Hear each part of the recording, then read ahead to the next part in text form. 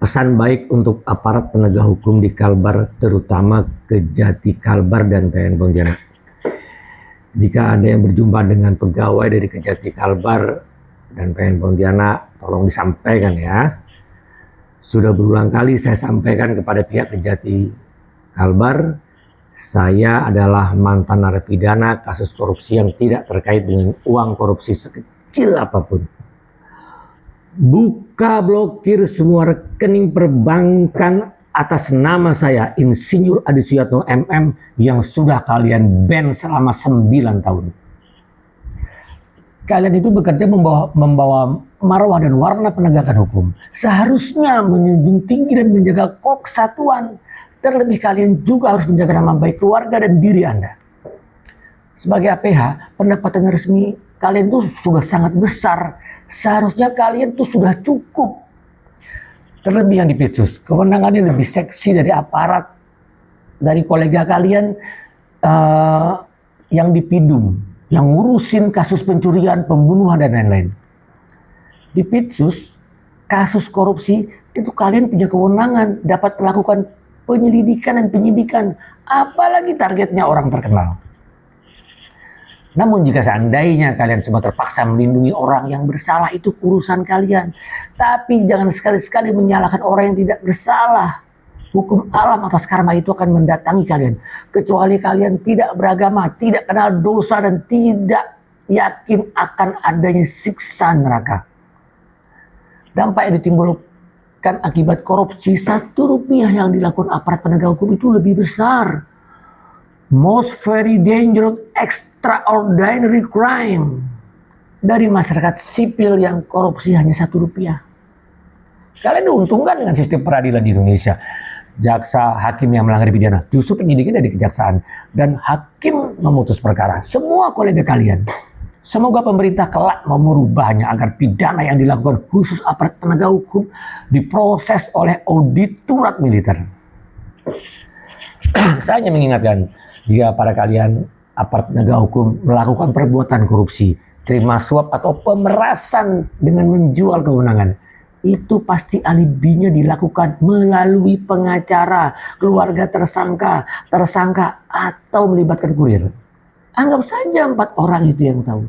Dari 4 orang itu pasti mereka bercerita ke orang lain dan terjadi kelipatan. Mereka semua yang telah mengeluarkan uang demi hukum yang kalian siasati, baik itu pihak yang memohon atau pihak yang diperas, maka hati nurani mereka tetap menganggap jijik kepada kalian. Yakinlah, walau saat itu mereka merasa terbantu, tapi detik berikutnya kalian tidak akan ada harga diri di hati mereka. Makanya, jika ada APH yang masuk rutan atau lapas, tidak akan berani sipir penjara mengizinkan untuk berbaur. Karena akan habis kalian. Sebab apa?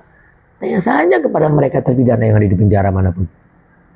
Ditambah era sekarang, informasi apapun dapat dengan mudah di broadcasting, tertinggallah jejak digital. Atas semua kejahatan yang telah kalian lakukan selaku oknum aparat penegak hukum, maka berhati-hatilah. Jadi intinya saya menasihati, rubahlah, jadilah aparat hukum yang bersih, jangan munafik. Dampaknya akan dinikmati secara pribadi dan keluarga. Anda akan dihargai oleh masyarakat dan hukum di Indonesia lebih baik.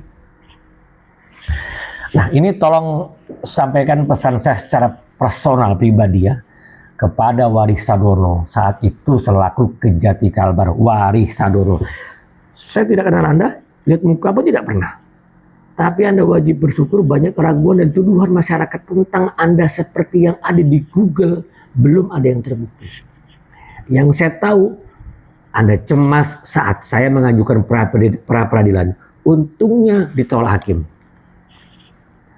Saat ini Anda masih lumayan banyak relasinya. Anda masih punya pengaruh. Tapi semua akan gugur jika tidak ada yang bisa menolong Anda jika Tuhan berkehendak.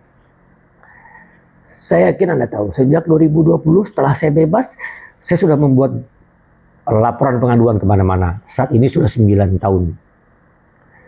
kasus ini lokusnya di kampung. Saya pun orang kampung, saya orang miskin. Bukan merupakan atensi. Rasanya tidak mungkin kasus ini terangkat. Anda pasti geleng kepala. Sampai bisa detail saya ungkapkan 30 keganjilan. Mungkin langka mencari orang seperti saya. Yang kedua, kepada Juliantoro selaku JPU. Saya kenal Anda saat perkara ini terjadi. Dan saya pun tidak peduli dan tidak mau dengar tentang hal-hal negatif tentang Anda. Saya masih yakin Anda memiliki hati nurani yang baik. Anda jaksa yang loyal kepada atasan. Tapi Anda tidak mampu menyeimbangkan dengan rekan kerja Anda. Menjadi tidak gampang Anda menjalankan tugas.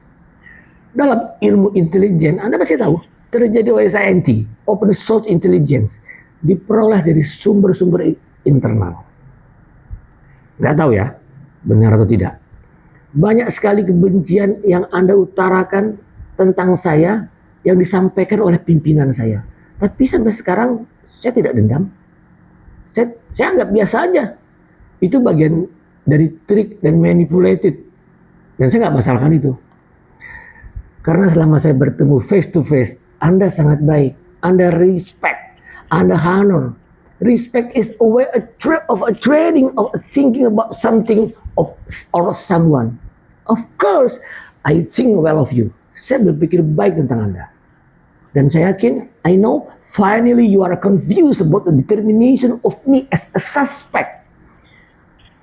Anda akhirnya sadar dan bingung mengapa saya jadi tersangka. Oke lah, jangan dibahas. Itu yang lalu, semua sudah terjadi. Tapi terlalu banyak rujukan tentang perlakuan Anda tidak menyenangkan kepada diri saya. Itu semua sudah saya sampaikan. Tinggal dihadapi saja, iya kan?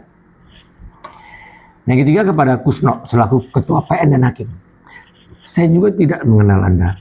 Saya yakin Anda sudah belajar dan pengalaman ilmu psikologi tentang gestur dan cara penampilan seseorang tersangka. Terlebih di awal saat bagaimana cara saya mengucapkan sumpah untuk diambil keterangan di muka hakim. Anda pasti tahu siapa. Tentang Anda, I don't want to talk about it. Who cares? Tapi saya yakin Anda juga punya hati nurani. Dan Anda merasa confused dengan mengambil keputusan pada situasi yang terjadi saat itu. Tapi saya mengingatkan Anda hakim. Semua tahu fungsi hakim. Saya akan terus berusaha sampai kapanpun dengan cara apapun untuk membuktikan kebenaran ini dan mencari keadilan. Sampai akhirat pun saya akan cari keadilan itu. Hati-hati kalian dengan karma dan azab. Jika kalian membela diri itu wajar. Anda tidak akan pernah mau mengaku itu dengan gampang. Tapi pesan saya, jangan korbankan orang lain, kolega Anda untuk bertanggung jawab. Kalianlah yang bertanggung jawab atas apa yang telah dilakukan. Ini saya ingatkan berulang-ulang. Saya sekali lagi tidak terkait dengan uang korupsi. Buka blokir semua rekening perbankan atas nama saya. Terakhir saya sampaikan, demi Allah saya tidak bersalah, saya bukan koruptor.